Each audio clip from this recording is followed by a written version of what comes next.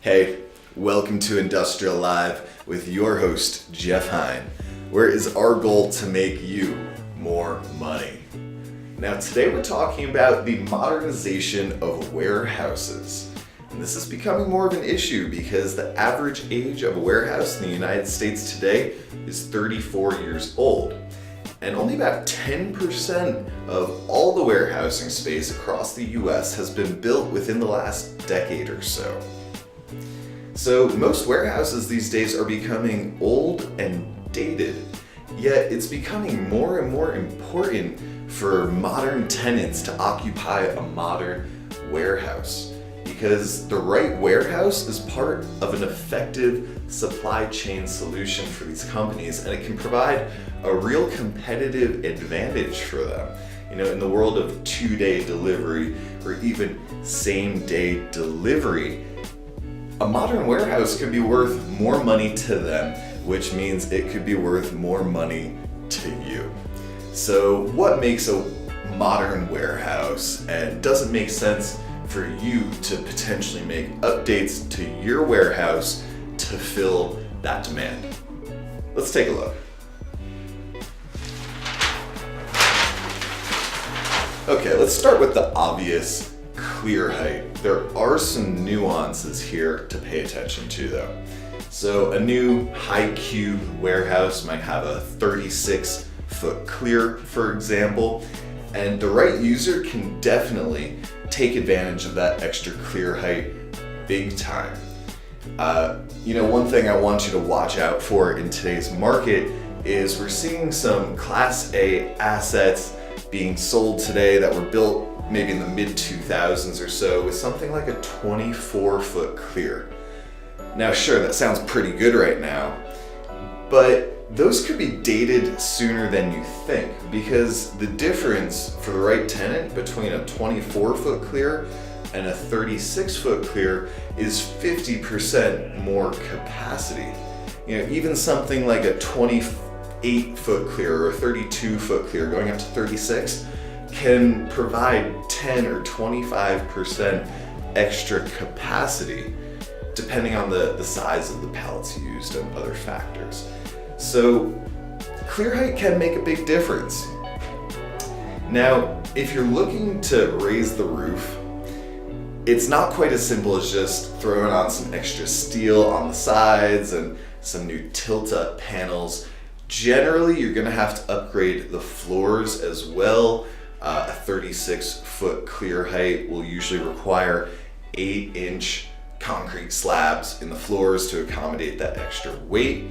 And additionally, there's a good chance that you'll have to upgrade the sprinkler system as well. You're gonna need a heavier water flow to accommodate for that extra volume inside the building.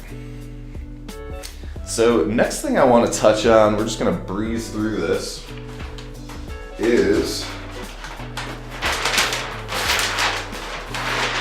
column spacing. We're seeing wider and wider column spacing. 60 by 50 foot is pretty common these days, and wider column spacing allows for greater efficiencies moving throughout the warehouse. You can have wider aisles, which lets you load and unload faster, for example. All right, super flat floors. There are generally two things that will require super flat floors. One is if you're stacking a bunch of pallets high on top of one another, you need a flat floor so they don't come tumbling down. The second thing, and this is what we're gonna see more of in the future, is increased use of robotics. Generally, robots are going to need a super flat floor to accurately move around the warehouse. And as technology advances and robots are more common, we're gonna need some more super flat floors. Okay, last thing, and this is probably the least commonly talked about, and that is location. Having a great location is becoming more and more important for a modern warehousing operation. And It's because of a point I touched on earlier. E-commerce consumers are expecting faster delivery. It's 2 days now, it's moving towards overnight, towards even same day. And as consumers continue to expect that faster delivery, warehouses are going to need to be located closer to their core consumer base. So Amazon, who's, for example, probably the biggest trendsetter in the business right now, we're seeing Amazon target smaller facilities, something in the 50 to 60,000 square foot range, in more of a last mile location, generally 4 to 6 miles away from the core consumer base or closer. And for example, 4 or 6 miles, that's about half the distance between downtown and some of the new mega distribution facilities that we talked about last week that are coming up around the I-70, E-470 interchange. So what that means for you is, I would say there's a high probability that we're going to need modern warehouses closer than what's currently being developed. And as there's fewer land available closer to the core population base, that's going to mean that there's going to be more opportunities. It's going to make more sense for redevelopment plays of old warehouses into a modern warehouse for those that are close to the core consumer base. So maybe if you do have a dated warehouse that benefits from a great location, it could make sense to upgrade at some point in the not too far future.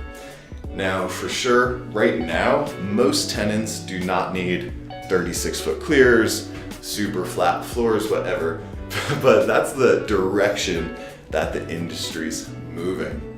And as technology continues to advance and these requirements become more common, we're gonna see some of these old sites being redeveloped to accommodate. And maybe that site might be yours. So that's all I got for you guys today. I hope you got something out of it. Let me know, what do you want covered? What is holding you back from making more money? Type your question in the comments below and we might just cover it on an upcoming episode. Thanks for tuning in to Industrial Live. I'm your host, Jeff Hine, and we'll see you next time.